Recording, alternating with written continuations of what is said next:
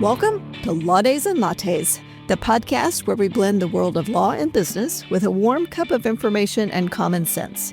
I'm your host, Sidney Wheelan, attorney, real estate investor, and business owner. Each week, we'll be your go-to source for legal insights, business advice, and so much more. Whether you're a seasoned professional, an ambitious entrepreneur, or simply someone seeking guidance, we'll have you covered.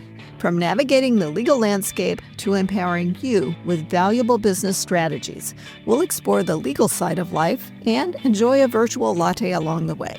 So, grab your favorite latte, get comfortable, and let's dive in to Law Days and Lattes.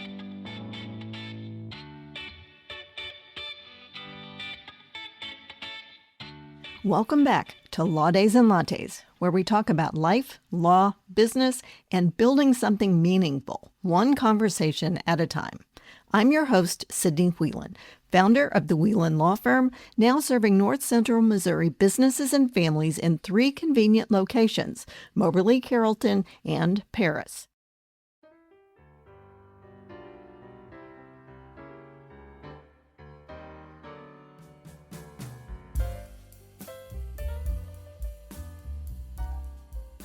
Today's conversation is one I've been thinking about for a while because it's something I see misunderstood all the time. And as I'm working on this episode, it's full-blown tax season, and especially if you're a business owner, taxes are on your mind. While today's conversation may not help you with your taxes for the previous year, this episode should provide you with some food for thought on how to think about your business structures and your business expenses for the current year. We hear a lot on social media about writing things off, turning vacations into deductions, and making your lifestyle a business expense. And most of it's either oversimplified or just flat out wrong. So today I want to give you a different approach. Not loopholes, not shortcuts, but a strategy. A way to think about your life and your business together so that the things you're already doing can become more intentional, more aligned, and in many cases, legitimately deductible.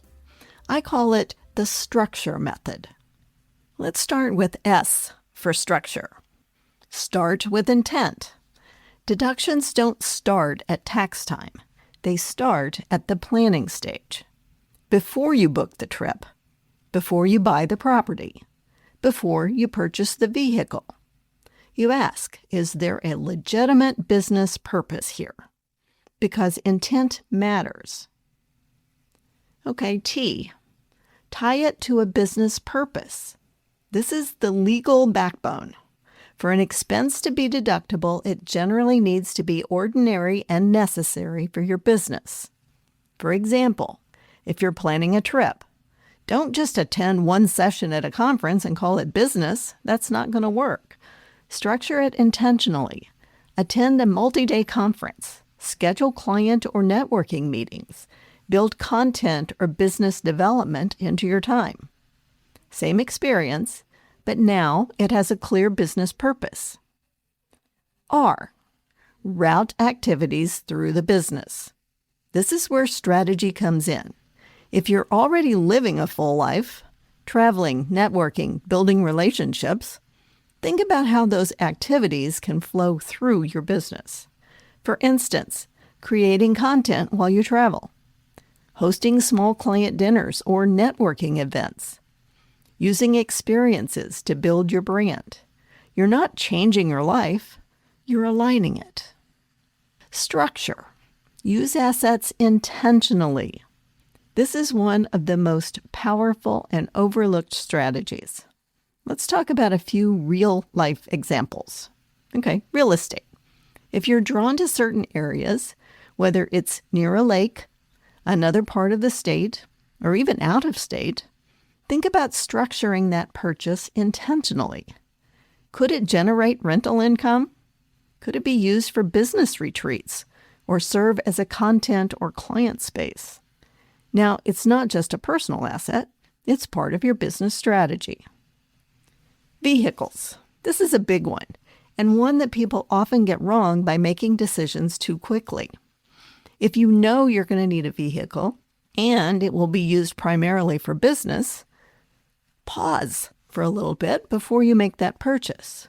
Have a conversation with your attorney, your CPA, or your insurance agent, because questions matter. What type and size of vehicle qualifies for the most advantageous tax treatment? Should it be owned by your LLC? Should it be held personally and then reimbursed by your business? Maybe it should be owned in a trust and leased to your business. Remember, there is no one-size-fits-all answer, and the timing matters too. If you've had a high-profit year, congratulations. But purchasing and placing your vehicle into service before year end could significantly impact your tax position. But again, this only works when it's planned in advance. C.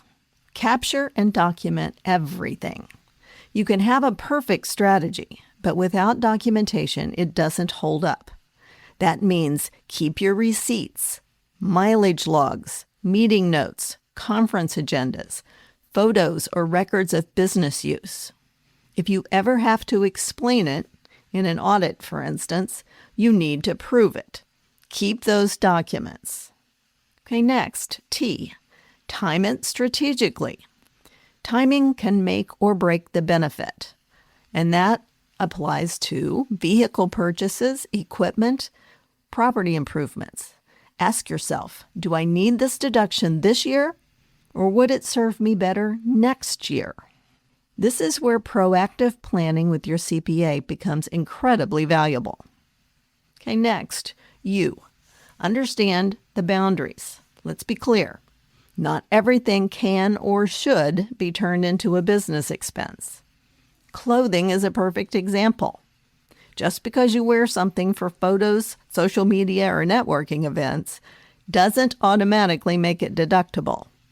There are very specific rules, and trying to stretch them too far is where people get into trouble with the tax man. The goal isn't to push the limits. The goal is to operate strategically within them. Okay, next, R. Reinforce with professional guidance. Remember, this is not do-it-yourself territory, and the more successful you become, the more important this step is. Before major decisions, talk to your attorney, talk to your CPA, talk to your insurance professional. Another example of this, something I've personally seen. Community Improvement Districts, or CIDs. If you own commercial property, pay attention to where it's located. For instance, my office building sits in a community improvement district, and in many years, these districts offer small grants, incentives, and reimbursements for improvements that you might need anyway, like windows, awnings, exterior upgrades, waterproofing, or general building improvements. These may not always be massive amounts, but they can significantly offset the cost of ownership. But you only benefit from them if you know they exist, and you know the rules, and you plan accordingly. So next, E. Expand your thinking. And here is the shift. When you start thinking this way, you stop asking, what can I write off? And you start asking, how can I structure my life and business more intentionally? That might look like planning travel around business opportunities, or investing in places you already love. It might mean using assets to generate income, taking advantage of incentives and other programs, or making purchases with timing and structure in mind. You're not adding complexity, you're adding intention. Tie it together so that the structure method looks like this. S, start with intent. T, tie it to a business purpose. R, route activities through your business. U, use assets intentionally. C, capture documentation. T, time it strategically. U, understand the boundaries. R, reinforce with professional guidance. And E, expand your thinking. Remember, structure, structure. It's the method that we're talking about today. So in closing, remember, this isn't about gaming the system.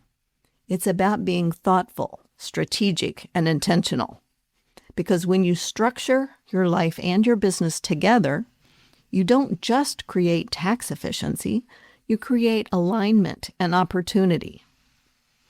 So thanks for spending time today with me on Law Days and Lattes. If this episode gave you a new way to think differently, share it with someone who's building something meaningful today. And as always, keep learning and keep building. And I'll see you next time. Have a great week, my friends.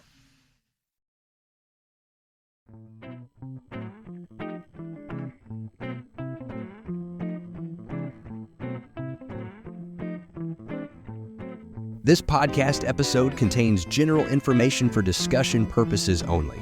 Each case is different and must be judged on its own merits. Missouri rules generally prohibit lawyers from advertising that they specialize in particular areas of the law. This show should not be construed to suggest such specialization. Nothing on this show should be taken as legal advice for any individual case or situation. This information is not intended to create an attorney-client relationship, and the listening or viewing of this podcast does not constitute an attorney-client relationship. The choice of a lawyer is an important decision and should not be based solely upon advertisements.